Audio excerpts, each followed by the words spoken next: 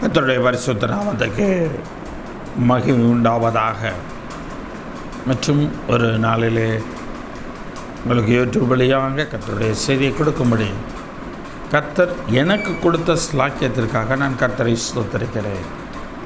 எனக்கு அருமையான தேவனுடைய பிள்ளைகளை, நாம் யாவரும் கண்களை மூடி ஜெபிப்போம். பிதாவே, இந்த நல்ல வேலைக்காய் நன்றி செலுத்துகிறோம். இந்த அருமையான இந்த நாளிலும் நாங்கள் கேட்குறதான இந்த யூடியூப் வழியாக கேட்குறதான தேவ செய்தி எங்களுக்கு ஆசீர்வதித்து தாரும். ஆண்டவரே, இந்த வசனங்கள் எல்லாம் எங்களுக்கு ஆமென்றும் ஆமேன் என்றும் எங்களுக்கு இருக்கும்படியாய் கூட நாங்கள் ஜெபிக்கிறோம்.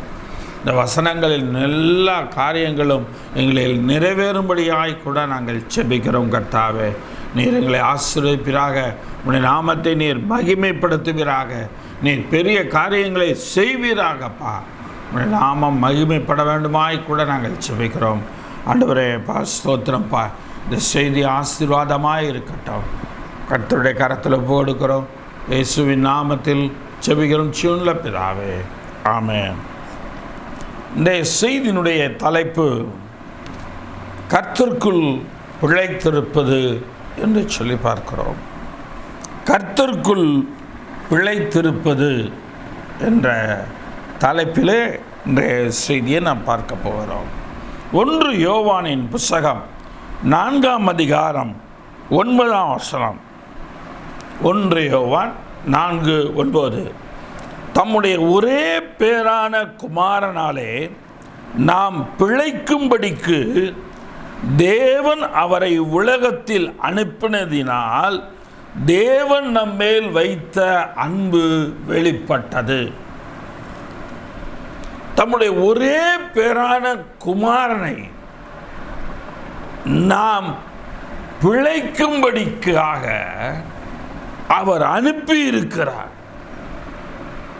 இந்த உலகத்திலே ஆண்டவராகிய இயேசு கிறிஸ்து வந்ததன் நோக்கமே நாம் பிழைத்திருக்க வேண்டும், ஜீவனுள்ளவர்களாக நாம் இருக்க வேண்டும், மரித்தவர்களாய் அல்ல. எனக்கு அருமையான தேவனுடைய பிள்ளைகளே, ஆசீர்வாதத்திலே மரித்தவர்களாய் அல்ல, சந்தோஷத்திலே மரித்தவர்களாய் அல்ல, சமாதானத்திலே மரித்தவர்களாய் அல்ல, சந்தோஷத்திலே மரித்தவர்களாய் அல்ல, நாம் எல்லாவற்றிலும் பிழைத்திருக்கும்படிக்கு தேவன் நமக்காக, பிதாவாகிய தேவன் தம்முடைய குமாரனாகிய இயேசு கிறிஸ்துவை இந்த உலகத்திலே அவர் அனுப்பியிருக்கிறார். அதனால தான் இயேசு சொல்லும் பொழுது சொன்னார், என் நாமத்தினாலே பிதாவிடத்தில் எவைகளையெல்லாம் வேண்டிக் கொள்வீர்களோ அவைகளையெல்லாம் பெற்றுக்கொள்வீர்கள் என்று சொல்லுகிறார். அதனால தான் ஆண்டவர் சொல்லுகிறார், நானே வழியும் சத்தியமும் ஜீவன் என்று சொல்லுகிறார். ஆக பிழைப்பு என்பது ஜீவனை குறிக்கிறது. அப்ப கர்த்தருக்குள் நாம் பிழைத்திருக்கிறோம் என்று சொன்னால் கர்த்தருக்குள் நாம் ஜீவனுள்ளவர்களாக நாம் இருக்கிறோம். நாம் கர்த்தருக்குள் ஜீவனுள்ளவர்களாக இருப்பதற்கு கர்த்தராகிய இயேசு கிறிஸ்து என்னும் நாமம் நமக்கு அங்கே இருக்கிறது. அது நமக்கு ஜீவனை கொடுக்கிறது.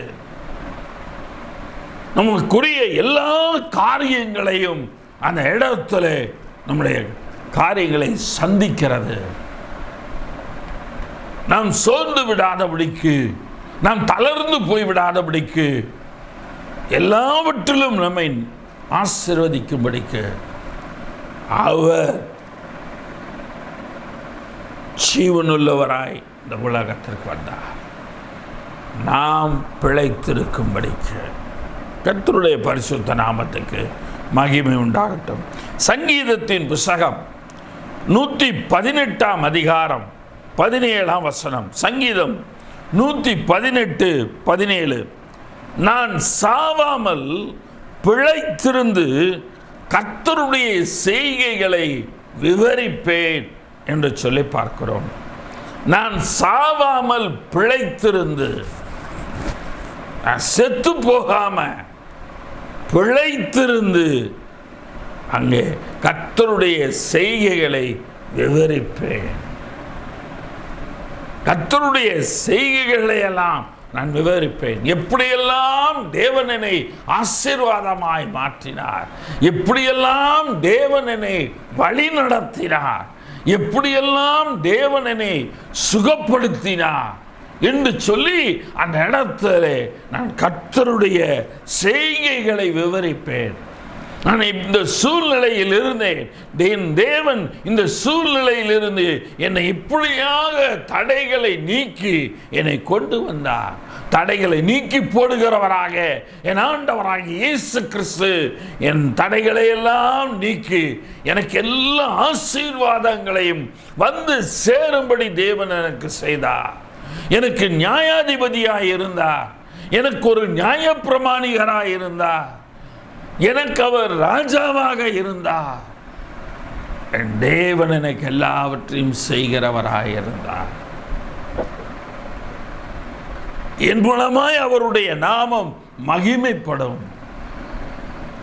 சங்கீதத்தின் புஸ்தகம் 119 அதிகாரம் 17 சங்கீதம் 119:17 உமது அடியேனுக்கு அனுகூலமாயிரும், அப்பொழுது நான் பிழைத்திருந்து உமது வசனத்தை கைக்கொள்ளுவேன். உமது அடியேனுக்கு அனுகூலமாயிரும் என்று சொல்லி பார்க்கிறோம். அப்பொழுது நான் பிழைத்து உமது வசனத்தை கைக்கொள்ளுவேன். அப்ப தேவனுடைய வசனத்தை நாம் கைக்கொள்ளுவோமானால் நாம் பிழைத்திருக்கிறோம்.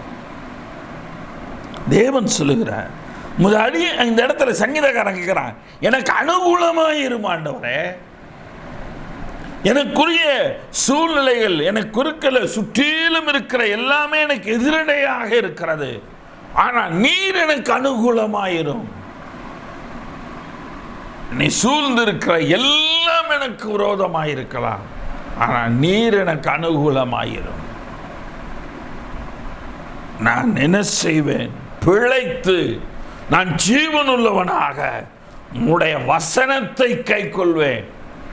என் தேவன் எனக்கு அனுகூலமான துணையாயிருந்தா, என் ஆபத்து காலத்தில் எனக்கு அனுகூலமான துணையாயிருந்தா என்று சொல்லி நான் சொல்லுவேன். தேவனை நான் மகிமைப்படுத்துவேன்.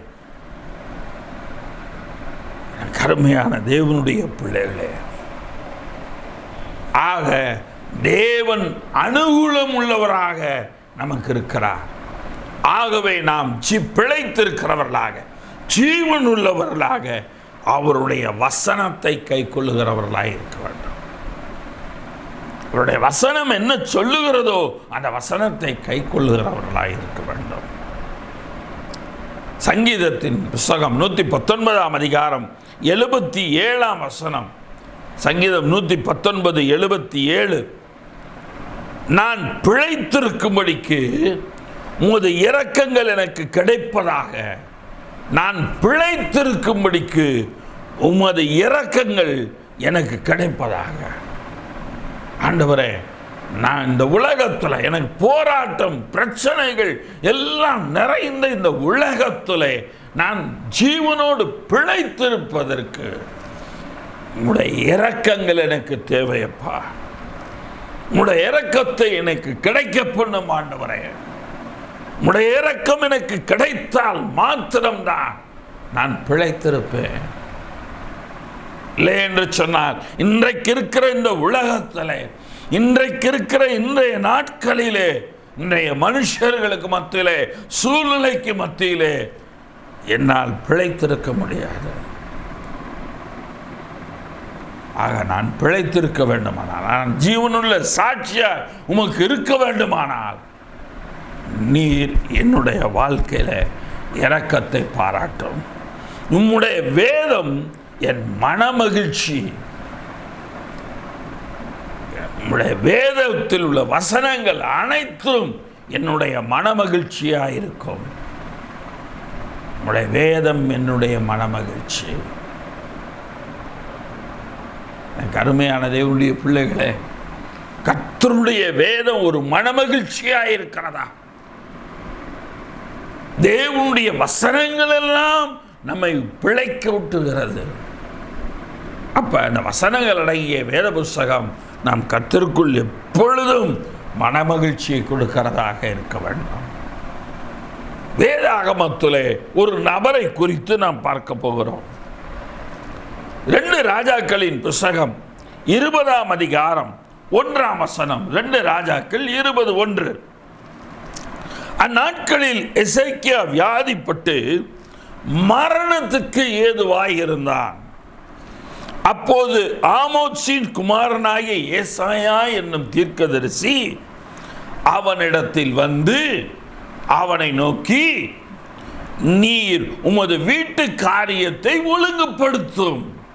அவன் வியாதியிலே அவன் மரணத்துக்கு ஏதுவாக இருக்கிறான்,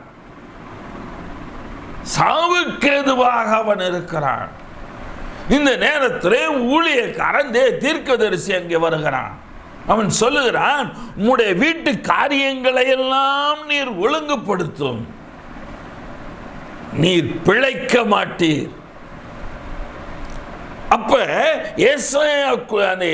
அவனை எசேக்கியாவுக்குள்ளார ஒரு எண்ணம் ஓடி இருந்திருக்கும், எப்படியும் இந்த பலவீனத்திலிருந்து என் ஆண்டவர் என்னை மீட்டு விடுவார், இந்த சுகவீனத்திலிருந்து எனக்கு ஆண்டவர் சுகத்தை கொடுத்து விடுவார், இந்த வியாதி என்னை விட்டு நீங்கிவிடும், நான் உயிரோடு இருப்பேன் என்று விசுவாசித்திருந்திருக்க வேண்டும். அதனாலதான் இங்கே தீர்க்கதரிசி சொல்லுகிறார், நீர் ஒழுங்குபடுத்தும், நீர் பிழைக்க மாட்டீர். இப்பதான் அவன் கன்க்ளூஷன் வரான். ஒரு கர்த்தருடைய ஊழியக்காரன் மூலமாக தேவன் சொல்லுகிறாரே, அப்பனா நான் பிழைக்க மாட்டேனா? அதிர்ந்து போகிற ஒரு வாழ்க்கை, அதிர்ச்சி அடைகிறான். நான் பிழைக்க மாட்டேனா?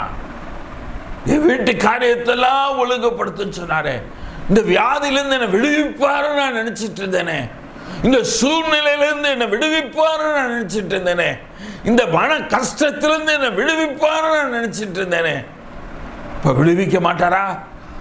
என் வாழ்க்கை அவ்வளவுதானா? முடிஞ்சு போச்சா? அதோட முடிஞ்சு போச்சா என் வாழ்க்கை?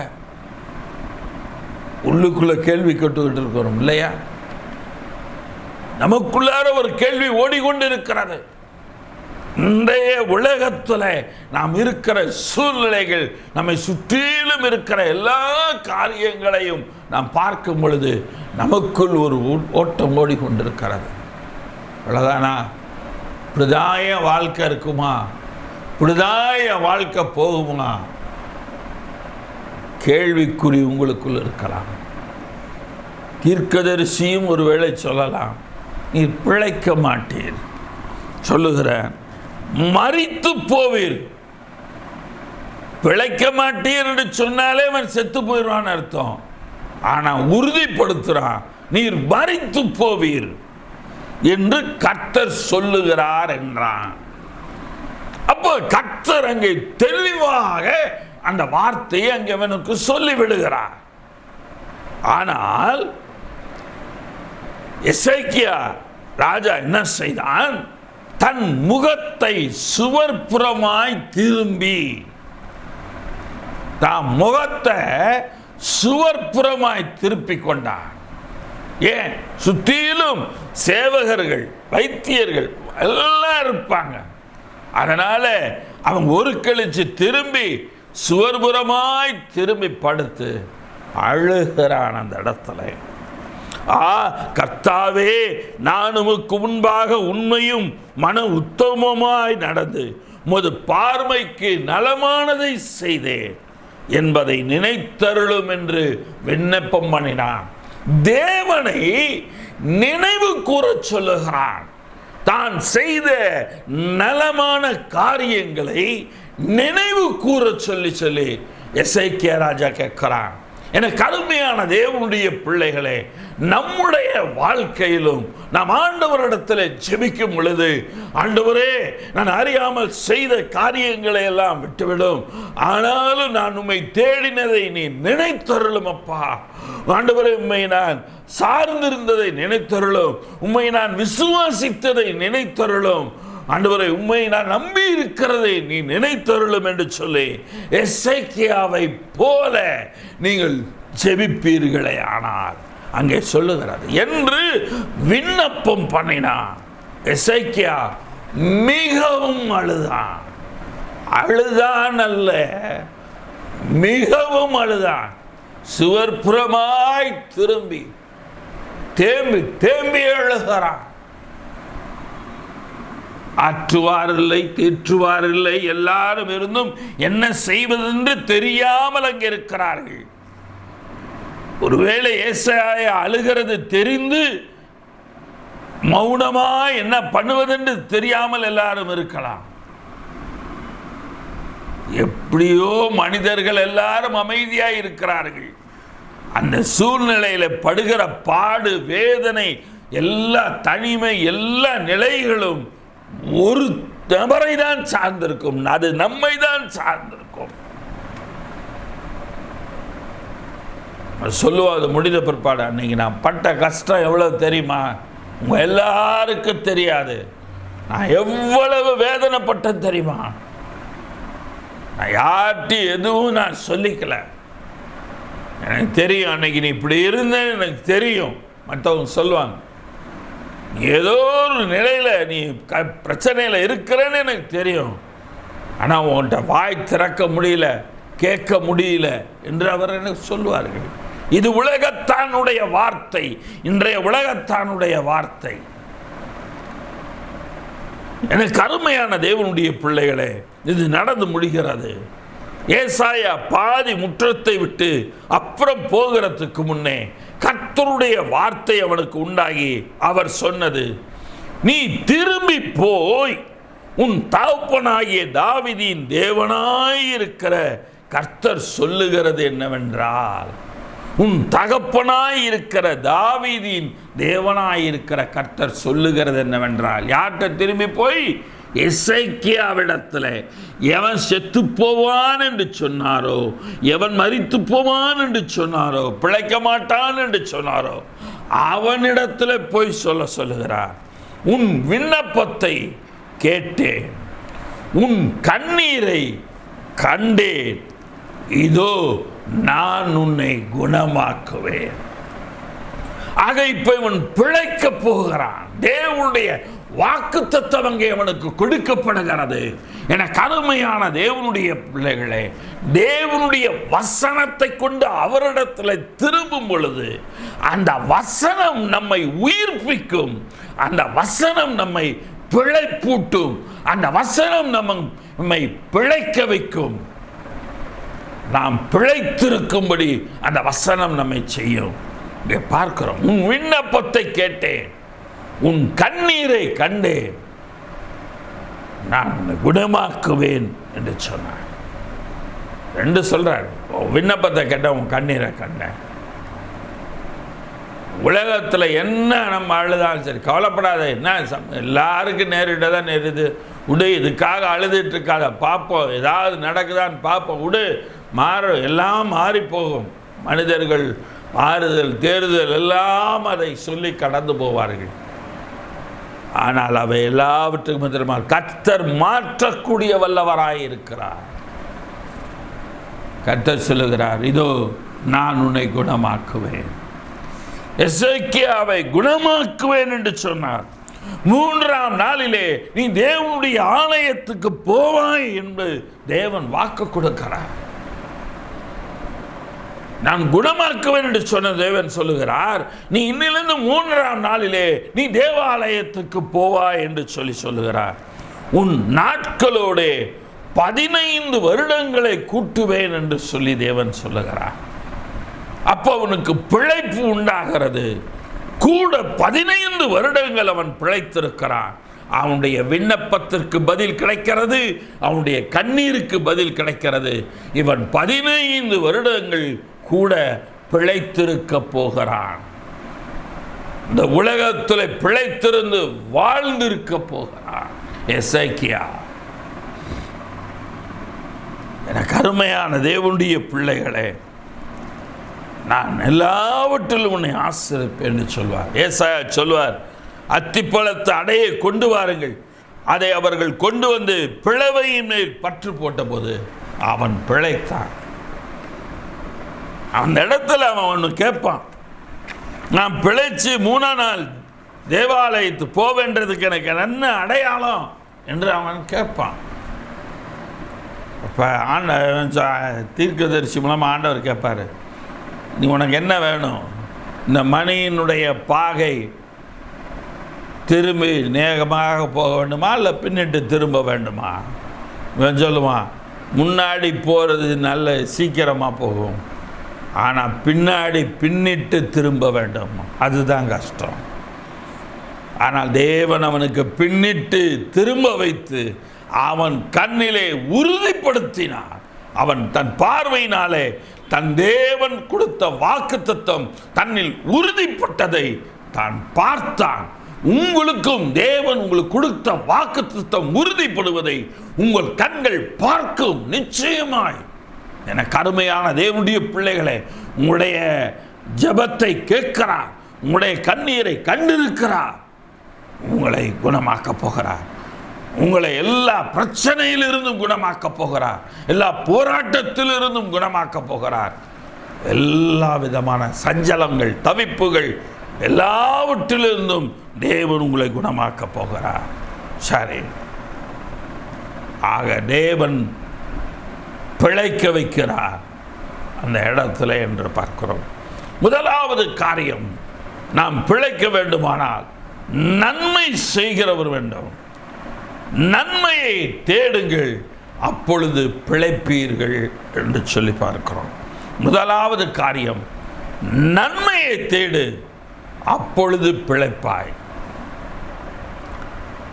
எசேக்கியா நன்மையை தேடினானா? எது நன்மை? அவன் விண்ணப்பம் பண்ணது தான் அவனுக்கு நன்மை.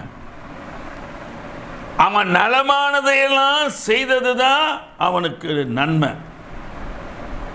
அப்ப அந்த நன்மையை தேடினால் அப்பொழுது பிழைப்பீர்கள். ஆமோஸ் தீர்க்கதரிசியின் புஸ்தகம் 5ஆம் அதிகாரம் 14ஆம் வசனம் பார்க்கிறோம். ஆமோஸ் தீர்க்கதரிசியின் புஸ்தகம் 5ஆம் அதிகாரம் 14ஆம் வசனம், நீங்கள் பிழைக்கும்படிக்கு தீமையை அல்ல நன்மையை தேடுங்கள் என்று சொல்லி இங்கே பார்க்கிறோம்.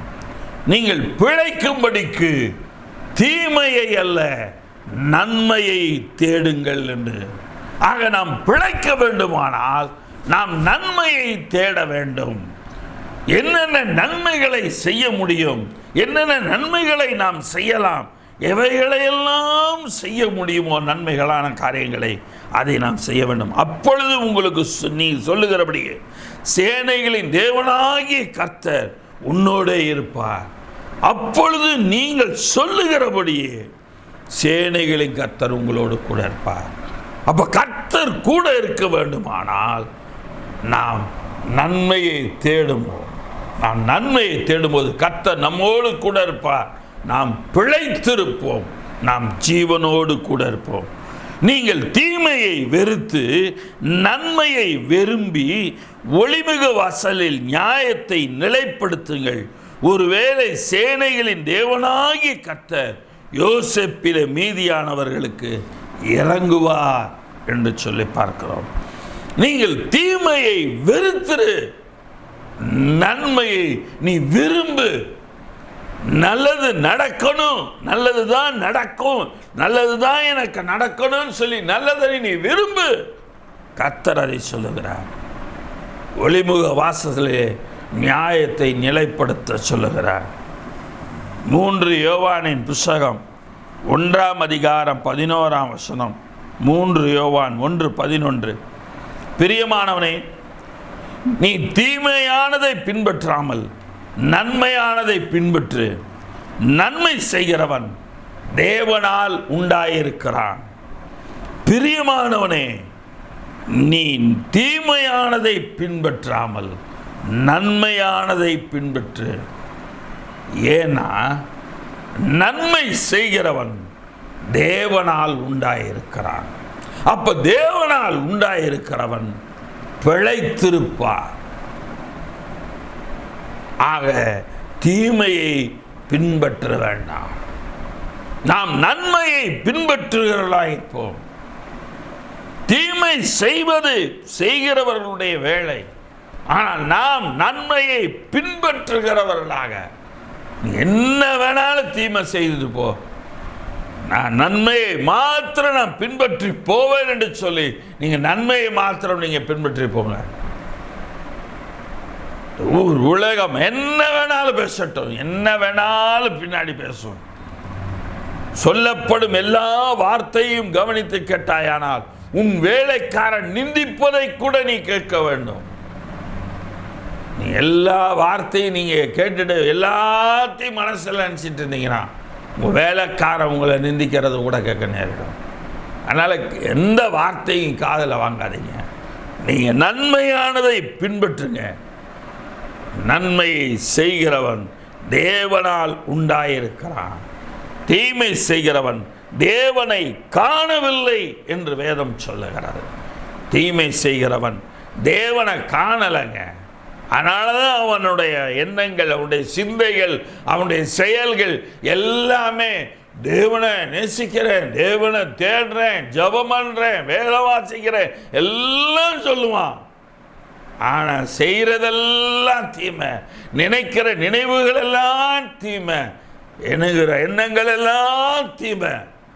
உள்ளுக்குள்ளார அவ்வளவு தீமைகளை வைத்துக் கொண்டு வெளியில தேவனை 1000 தேடலாம்.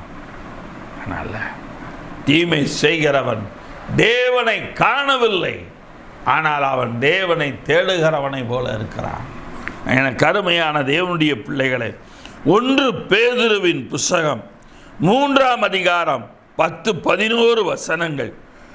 1 பேதுரு 3ஆம் அதிகாரம் 10-11 வசனங்கள். ஜீவனை விரும்பி நல்ல நாட்களை காண வேண்டும் என்றிருக்கிறவன் பொல்லாப்புக்கு தன் நாவையும் கபடத்துக்கு தன் உதடுகளையும் விலக்கி காத்து பொல்லாப்பை விட்டு நீங்கி நன்மை செய்து சமாதானத்தை தேடி அதை பின்தொடர கடவன். ஜீவனை விரும்பி நல்ல நாட்களை காண வேண்டும் என்று இருக்கிறவன், ஆக பிழைத்திருக்க வேண்டும் என்று விரும்பி நல்ல நாட்களை காண வேண்டும் என்று இருக்கிறவன், பிழைத்திருக்கிறவன் நல்ல நாட்களை அவன் காண வேண்டுமா? பொல்லாப்புக்கு தன் நாவையும் கபடத்துக்கு தன் உதடுகளையும் விலக்கி காத்து. உலகத்தில் உள்ள எல்லாரையும் நீ போய் விலக்கி காத்துக்க, நீ விலக்கி காத்துக்க நம்ம சொல்றது நம்ம வேலை இல்லை. நாம் நம்முடைய காரியங்களை சரி பண்ணி கொள்ள வேண்டும். விலக்கி காத்து பொல்லாப்பை விட்டு நீங்கி நன்மை செய்து சமாதானத்தை தேடி அதை பின்தொடர கடவன். நன்மை செய்து சமாதானத்தை தேடி அதை பின்தொடர கடவன் என்று பார்க்கிறோம். ஆக அந்த நன்மை செய்து சமாதானத்தை தேடி அந்த நன்மையை பின்தொடர வேண்டும். அப்பொழுதுதான் வாழ்க்கையில சமாதானம் கிடைக்கும். நாம் நன்மையை பின்தொடர்கிறவர்களாக இருக்க வேண்டும்.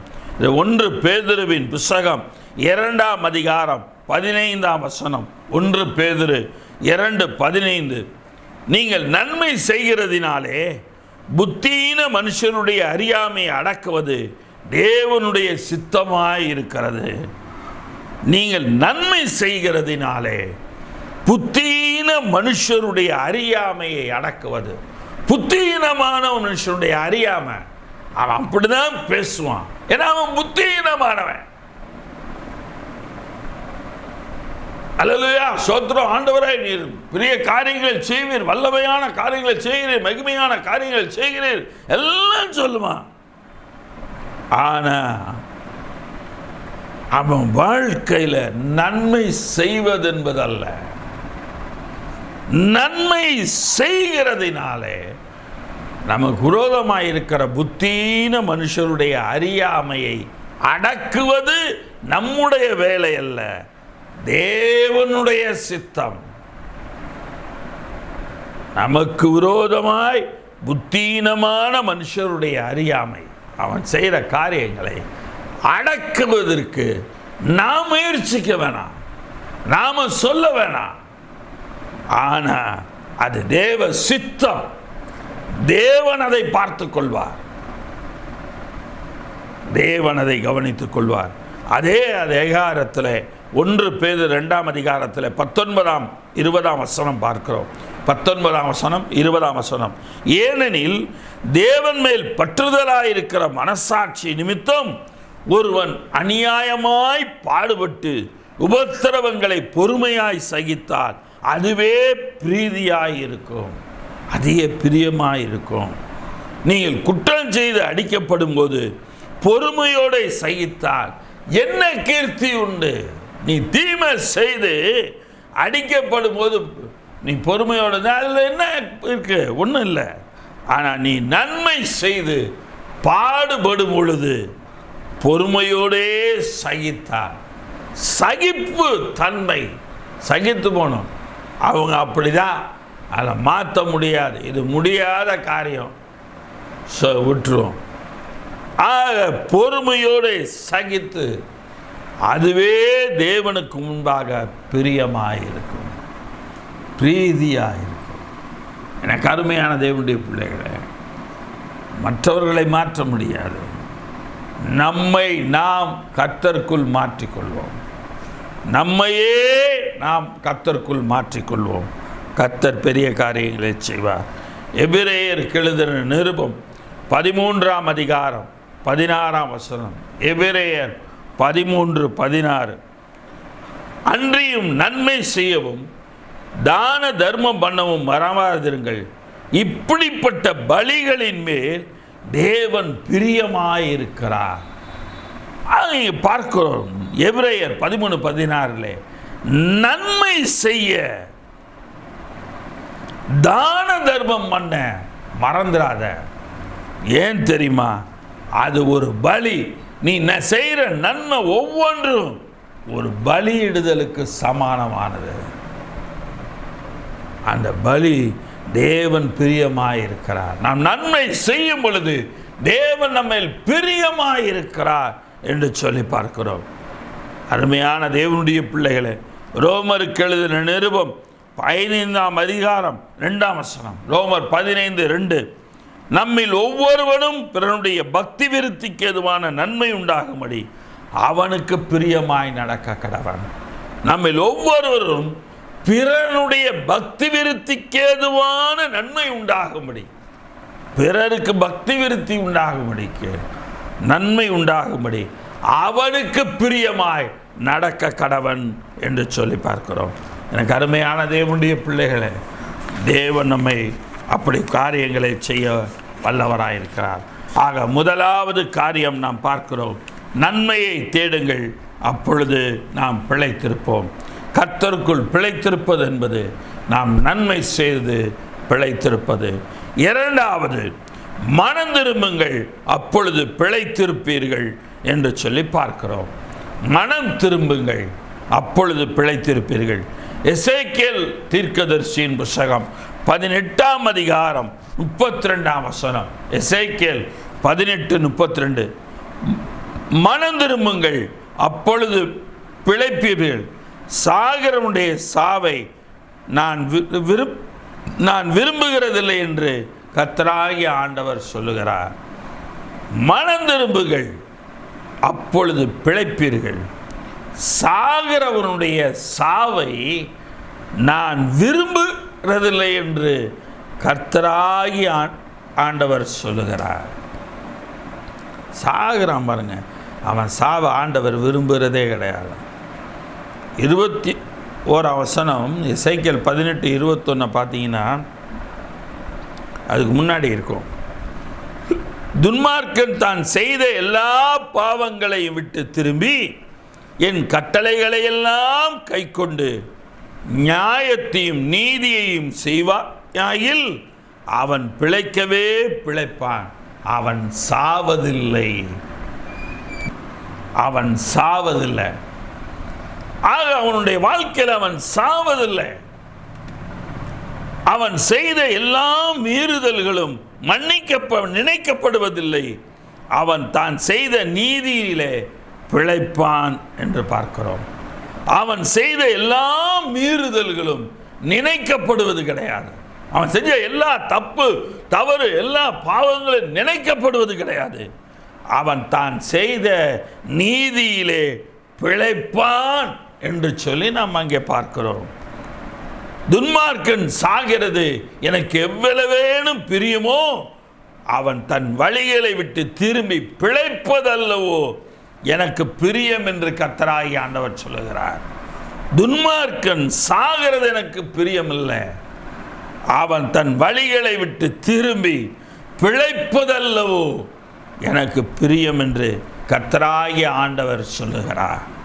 எனக்கு அருமையான தேவனுடைய பிள்ளைகளே, 1 ராஜாக்களின் புத்தகம் 8ஆம் அதிகாரத்தில் 47ஆம் வசனத்திலிருந்து பார்க்கிறோம். 1 ராஜாக்கள் 8ஆம் அதிகாரம் 47ஆம் வசனம். தேவனுடைய ஆலயம் கட்டப்பட்ட பிற்பாடு சாலமோன் ராஜா ஆண்டவருடைய சமூகத்தில் சொல்லுவார், ஜனங்கள் எல்லாரும் ஒருவேளை பாவம் செய்து, அந்த இடத்துல பாவம் செய்யாத மனுஷன் ஒருத்தரும் கிடையாது, எல்லாரும் பாவம் செய்து தேவனுக்கு விரோதமாக எல்லாம் செய்து எல்லாம் போய் அடிமைப்பட்டிருக்கும் போது அப்போ சொல்கிற வார்த்தை, அவர்கள் சிறைப்பட்டு போயிருக்கிற தேசத்திலே அவங்க எங்கே சிறைப்பட்டு போயிருக்கிறாங்களோ அந்த தேசத்தில் தங்களில் உணர்வடைந்து, யாரில்? தங்களில் உணர்வடைந்து மனம் திரும்பி, அப்போ தங்களில் உணர்வு வரும் பொழுது தான் அந்த மனம் திரும்புதல் அங்கே வருது. உணர்வு வர வேண்டும். இது நாம் செய்கிறோம், இது நாம் செய்ய வேணாம், விட்டுடலாம்.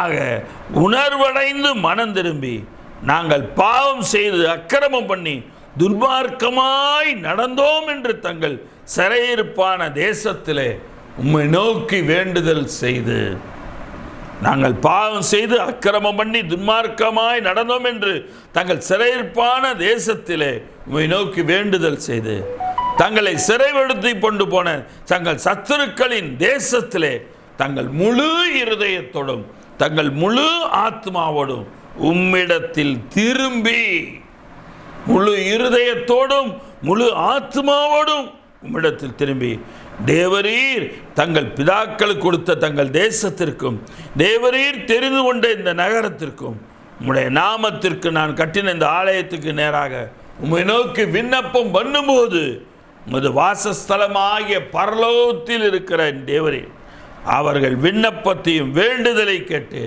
அவர்கள் நியாயத்தை விசாரித்து என்று சொல்லி பார்க்கிறோம்.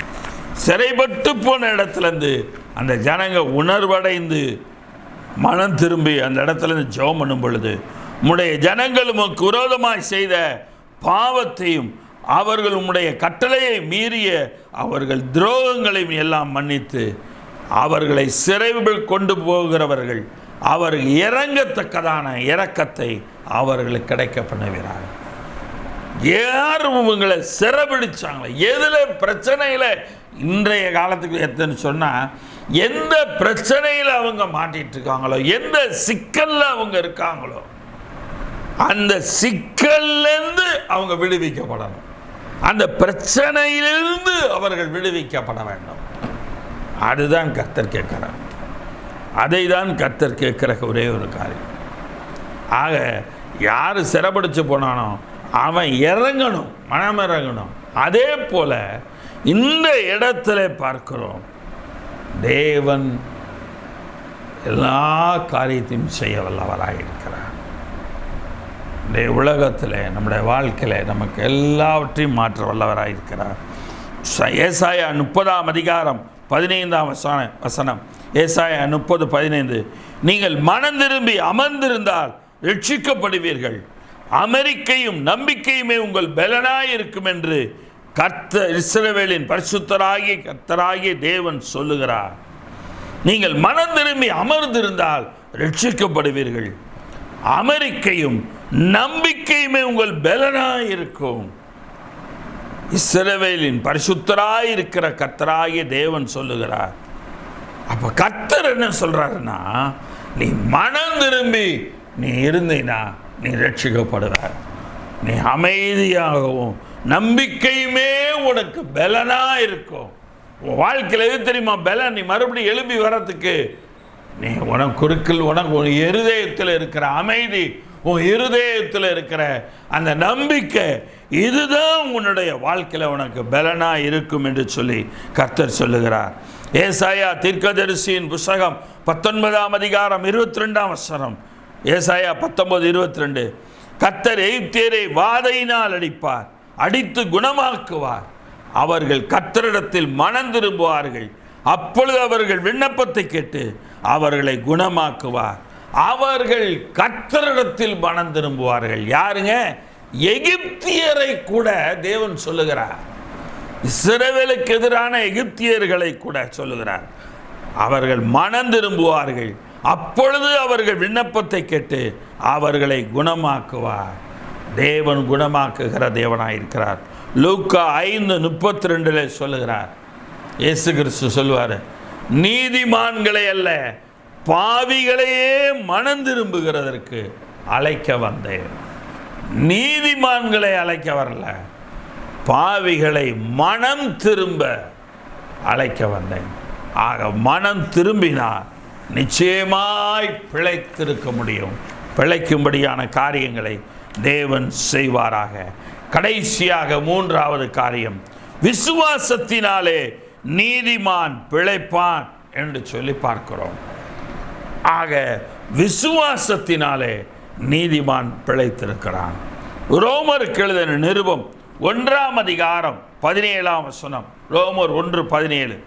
விசுவாசத்தினாலே நீதிமான் பிழைப்பான் என்று எழுதியிருக்கிறபடி விசுவாசத்தினால் உண்டாகும் தேவநீதி விசுவாசத்திற்கென்று அந்த சுவிசேஷத்தினால் வெளிப்படுத்தப்படுகிறது.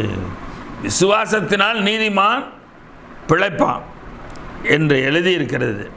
எப்படின்னா, விசுவாசத்தினால் உண்டாகும் தேவநீதி. நான் அந்த கடவுளை விசுவாசிக்கும் போது உண்டாகக்கூடிய தேவ நீதி நான் விசுவாசிக்கிற விசுவாசத்திற்கென்று சுவிசேஷத்தினால் வெளிப்படும்.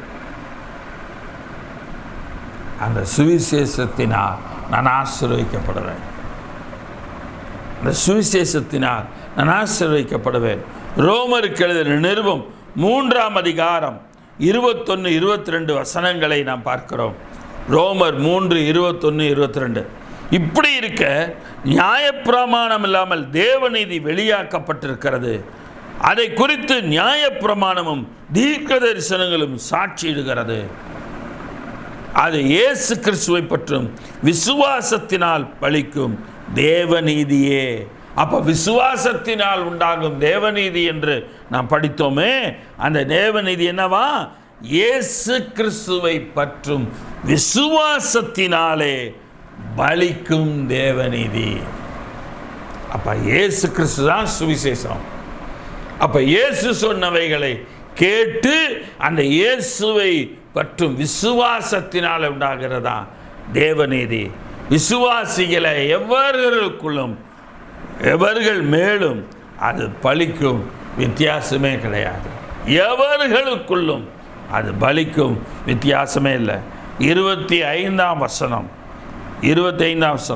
தேவன் பொறுமையாயிருந்த முற்காலத்தில் நடந்த பாவங்கள் நாம் பொறுத்து கொண்டதை குறித்து தம்முடைய நீதியை காண்பிக்கும் பொருட்டாகவும் தாம் நீதி உள்ளவரும் இயேசுவினிடத்து விசுவாசிக்கிறவருமான நீதிமானாக்கிறவருமாய் விளங்கும்படிக்கு இக்காலத்திலே தமது நீதியை காண்பிக்கும் பொருட்டாகவும் தாம் நீதி உள்ளவரும் இயேசுவினிடத்தில் விசுவாசமாயிருக்கிறவனை நீதிமானாக்குகிறவருமாய் விளங்கும்படி.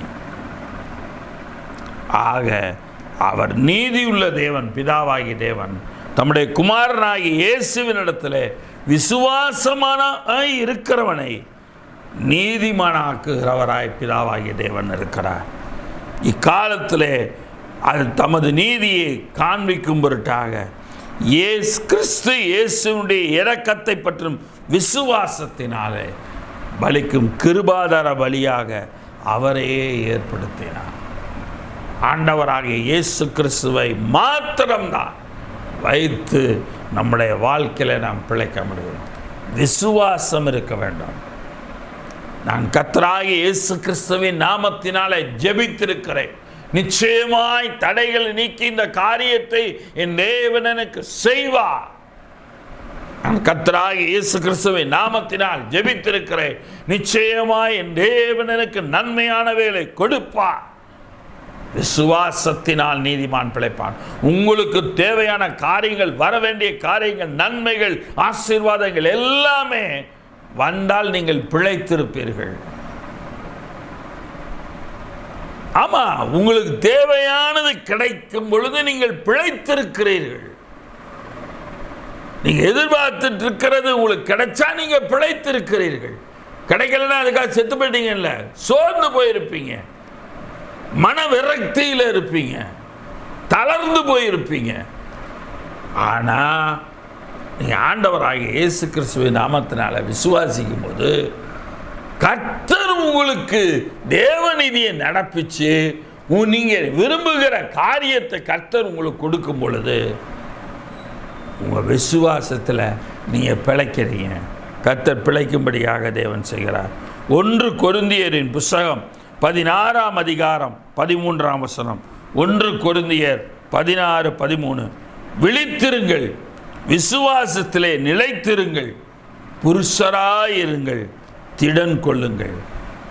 விழித்திருங்க, விசுவாசத்தில் நிலைத்திருங்க. இதுதான் விழித்திரு. எதுக்கெடுத்தாலும் சோர்ந்து போகாத, எதுனாலும் மனம் தளர்ந்து போயிடாத. ஒரு சின்ன காரியனாலும் அப்படியே மனம் விட்டு போயிடாத. உனக்கு பிழைப்பூட்டும்படி தேவன் இருக்கிறார். நீ விசுவாசத்தில் நிலைச்சிரு. நீ எதிர்பார்த்திருக்கிற காரியங்களை தேவன் உங்களுக்கு கொடுக்க வல்லவராயிருக்கிறார். நீங்கள் எதிர்பார்த்திருக்கிற நல்ல செய்திகளை கேட்கும்படி தேவன் உங்களுக்கு கிருபை செய்ய வல்லவராயிருக்கிறார். அது உங்கள் விசுவாசத்தினாலதான். எனக்கு அருமையான தேவனுடைய பிள்ளைகளே, கலாத்தியருக்கு எழுதின நிருபம் 3ஆம் அதிகாரம் 26ஆம் வசனம். கலாத்தியர் 3:26. நீங்கள் எல்லாரும் கிறிஸ்து இயேசுவை பற்றும் விசுவாசத்தினால் தேவனுடைய புத்திரராய் இருக்கிறீர்களே. நீங்கள் எல்லாரும் கிறிஸ்து இயேசுவை பற்றும் விசுவாசத்தினால் நாம் யார் என்றதை உணர்ந்துக்குங்க. ஏன் நம்முடைய வாழ்க்கையில் விசுவாசிக்கும் போது தேவநீதி நடப்பிக்கப்படுதுன்னு சொன்னால், நாம் தேவ புத்திரராக மாறுறோம். நாம் விசுவாசிக்கும் பொழுது, கர்த்தராகிய இயேசு கிறிஸ்துவை விசுவாசிக்கும் பொழுது நாம் தேவ புத்திரராய் மாறுகிறோம். நாம் தேவ புத்திரராய் மாறும் பொழுது நாம் எதை விசுவாசிக்கிறோமோ, எது நடக்க வேண்டும் என்று நினைக்கிறோமோ, எது கிடைக்க வேண்டும் என்று எதிர்பார்த்து கொண்டிருக்கிறோமோ, அவைகளையெல்லாம் தேவன் செய்ய வல்லவராயிருக்கிறார். தீத்துவின் புஸ்தகம் 1ஆம் அதிகாரம் 14ஆம் வசனம். தீத்து 1:14. விசுவாசத்தினாலே ஆரோக்கியம் உள்ளவர்களாய் இருக்கும்படி நீ அவர்களை கண்டிப்பாய் கடிந்து கொள் என்று சொல்லி பவுல் அங்கே தீத்துவுக்கு சொல்றாரு. விசுவாசத்தில் ஆரோக்கியமா இருக்கணும், வியாதி உள்ளவனா இருக்கக்கூடாது. ஆண்டவராக இயேசு கிறிஸ்து வந்தான். ஆண்டவரே, என் பிள்ளைய சுகமாக்கணும்னு சொல்லி உங்களுடைய சீசர் இடத்துல கொண்டு வந்தேன், அவங்களால சுகமாக்க முடியாமல் போயிடுச்சு. அதனால இப்போ உங்ககிட்ட வந்திருக்கிறேன். இப்போ விசுவாசிகளே,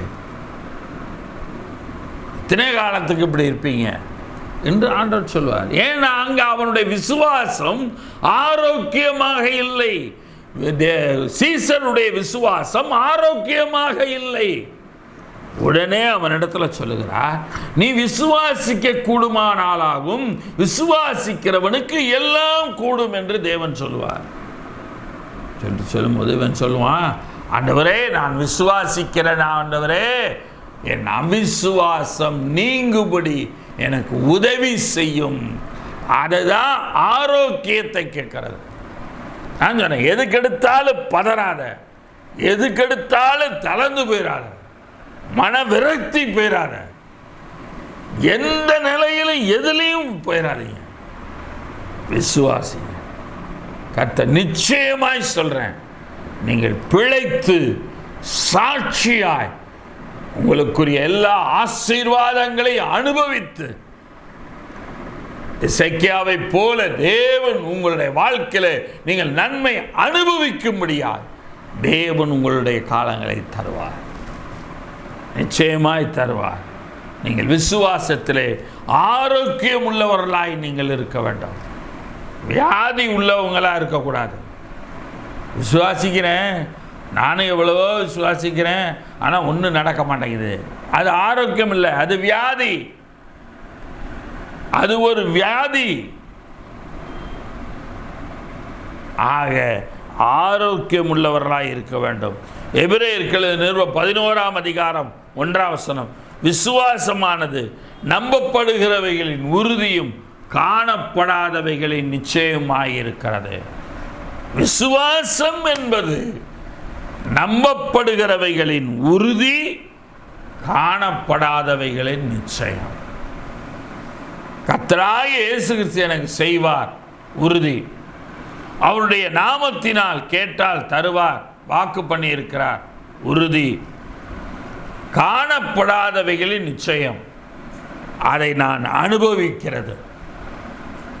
ஆக எனக்கு அருமையான தேவனுடைய பிள்ளைகளே, இந்த செய்தியின் வாயிலாக நீங்கள் எவைகளையெல்லாம் விசுவாசிக்கிறீர்களோ அவைகளையெல்லாம் தேவன் உங்களுக்கு கொடுக்க வல்லவராயிருக்கிறார். தேவன் பெரிய காரியங்களை செய்கிறவராயிருக்கிறார். கர்த்தர் நல்லவர். நாம் கர்த்தருக்குள் பிழைத்திருக்கிறவர்களாய் இருக்க வேண்டும். கர்த்தருக்குள் பிழைத்திருக்கிறவர்களாய் இருக்க வேண்டும் என்று சொன்னார். முதலாவது நன்மையை நாம் தேடும் பொழுது நாம் பிழைத்திருப்போம். இரண்டாவது காரியமாக நாம் பார்க்கிறோம், மனம் திரும்பும் போது நாம் பிழைத்திருப்போம். மூன்றாவது காரியமாக நாம் அங்கே பார்க்கிறோம், விசுவாசித்தால் நாம் பிழைத்திருப்போம். இந்த மூன்று காரியங்களையும் செய்வோம், நாம் பிழைத்திருப்போம். கர்த்தராலே நாம் பிழைத்திருப்போம். நாம் விசுவாசிப்போம். கர்த்தர் நமக்கு ஆயுசு நாட்களை தருவார். நாம் சாவாமல் பிழைத்திருந்து கர்த்தருக்கு சாட்சியாயிருக்கும்படி தேவன் நமக்கு வாழ்வை தருவார். கர்த்தர் நல்லவர், அவர் கிருபை என்றும் உள்ளது. அவர் பெரிய காரியங்களை செய்வார். கண்களை மூடி ஜெபிக்கலாம். பிதாவே, இந்த நல்ல வேளைக்காய் நன்றி செலுத்துகிறோம். இந்த அருமையான இந்த ஆண்டவரே நாளிலும் இந்த சமூகத்தினராக வருகிறோம். இந்த செய்தி கேட்ட உடைய பிள்ளைகள் ஒவ்வொருவரையும் நீர் ஆசீர்வதிப்பீராக. ஆண்டவரை கர்த்தருக்குள் பிழைத்திருப்பதை குறித்து பார்க்கிறோம். எசேக்கியா ஆண்டவரே, அவன் விண்ணப்பம் பண்ணினான், கண்ணீர் விட்டு அழுதான். நீர் அதனால் தான் சொன்னீர், உன் விண்ணப்பத்தை கேட்டேன், உன் கண்ணீரை கண்டேன், உன் மனம் திரும்புதலை நான் பார்த்தேன். உன் ஆயுசு நாட்களை கூட தரேன், 15 வருஷம் கூட தரேன். 1 வருஷம் 2 வருஷம் இல்லை, 15 வருடங்கள் நீர் கூட தருவேன் என்று சொன்னேன். அதே போல செய்தருளினேன் ஆண்டவரை. அதே போல இருப்பதற்கு ஆண்டவரை எங்களுடைய வாழ்க்கையிலும் நாங்கள் பிழைத்திருக்கும்படி ஜீவனுள்ளவர்களாய், கர்த்தருக்கு சாட்சியாய் ஜீவனுள்ளவர்களாய் இருக்கும்படி நன்மை செய்கிறவர்களாய் எங்களை மாற்றும். நன்மையை தேடுகிறவர்களாய் எங்களை மாற்றும். நன்மையை தேடும் பொழுது நாங்கள் இந்த செய்தி கேட்கிற பிள்ளைகள் ஒவ்வொருவரும் பிழைத்திருப்பார்கள். ஆண்டவர்கள். இரண்டாவது, மனம் திரும்பும் பொழுது விசுவாசம் இழந்து போய், நம்பிக்கை இழந்து போய், தளர்ந்து சோர்ந்து போய், விரக்தி அடைந்து, எல்லாமே எனக்கு விட்டு போயிடுச்சு, எனக்கு எல்லாமே முடிஞ்சு போச்சு, அவ்வளோதான் அப்படின்னு சொல்கிற எல்லாரும் மனம் திரும்பி கர்த்தர் என்னை மறுபடியும் எழும்ப பண்ணுவார். வேதவசனம் சொல்லுகிறது, விழுகிறவன் எழும்புகிறது இல்லையோ என்று சொல்லி. ஒருவேளை நீங்கள் எந்த காரியத்தில் விழுந்தாலும் தேவன் உங்களை எழும்ப பண்ணுவார். பரியாசம் பண்ணுகிற உலகம் பரியாசம் பண்ணும், தூற்றுகிற உலகம் தூற்றும், கேவலப்படுத்துகிற உலகம் கேவலப்படுத்தும். ஆனால் உங்களை எழும்ப பண்ணுகிறவர் கர்த்தர். நீதிமான் 7 தரம் விழுந்தாலே எழுந்திருப்பான். எனக்கு அருமையான தேவனுடைய பிள்ளைகளே, துன்மார்க்கன் தூற்றி தெரிவான். தாவீது போம்பொழுது சீமையை தூஷித்தான். ஆனால் தாவீது மறுபடியும் ராஜாவாய் தான் வந்தான். சீமையை தூஷித்தது போல பேலியாளின் மகனாக போகவில்லை, இரத்தப்பிரியனாக அவன் போகவில்லை. அவன் மறுபடியும் ராஜாவாகவே வருகிறான். அதே போல தேவன் உங்களையும் நீங்கள் மனம் திரும்புவது உங்களை பிழைக்க பண்ணுவார். கடைசியாக விசுவாசத்தினாலே நீங்கள் பிழைத்திருப்பீர்கள். விசுவாசிங்க, கடைசி வரைக்கும் விசுவாசிங்க. நிச்சயமாக உங்களுக்கு நன்மை நடக்கும். நீங்கள் எதிர்பார்த்திருக்கிற எல்லா நல்ல காரியங்களும் உங்கள் வாழ்க்கையில் கூடி வரும். நீங்கள் எதிர்பார்த்திருக்கிற எல்லா நன்மைகளும் உங்கள் வாழ்க்கையில் கூடி வரும். கர்த்தர் உங்களுக்கு நன்மைகளை கூடி வர பண்ணுவார். கர்த்தர் வாய்க்க பண்ணுவார். ராவை நல்ல வேலைக்காய் நடி செலுத்துகிறோம். அருமையான நேரத்தில் செய்தி கேட்ட நம்முடைய பிள்ளைகளை ஒவ்வொருவரையும் ஆசீர்வதி. நம்முடைய பிள்ளைகளையும் கர்த்தர் நீர் வழி நடத்தும்பா. கர்த்தருக்குள் பிழைத்திருப்பது என்பது கர்த்தாவே, நன்மையை தேடி நம்முடைய பிள்ளைகள் பிழைத்திருக்க கர்த்தர் கிருபை செய்யும். மனம் திரும்பி கர்த்தர் பிழைத்திருக்க கிருபை செய்யும். விசுவாசித்து பிழைத்திருக்க நீர் கிருபை செய்யும். இந்த செய்திகளின் அடிப்படையில் நம்முடைய பிள்ளைகள் பிழைத்திருக்கத்தக்கதாக என்னென்றைக்கும் சந்தோஷம், சமாதானம், ஆண்டவரை மன அமைதி, மன திருப்தி, ஆண்டவரை எல்லா ஆசீர்வாதங்களை பெற்றுக்கொள்கிற சந்தோஷம், நிறைவான மகிழ்ச்சி, மனமகிழ்ச்சி, இவை யாவற்றையும் நீர் தந்து உம்முடைய பிள்ளைகள் தேவாலயத்துக்கு ஒவ்வொரு வாரமும் வரும் பொழுது ஆசீர்வாதத்தோடு உம்முடைய பிள்ளைகள் தேவாலயத்தை கடந்து போக கிருபை செய்கிறார்கள். தொடர்ந்து நீர் காத்துக்கொள்ளும், வழி நடத்தும், ஆசீர்வதியும். துதிகன மகிமையெல்லாமக்கே செலுத்துகிறோம்.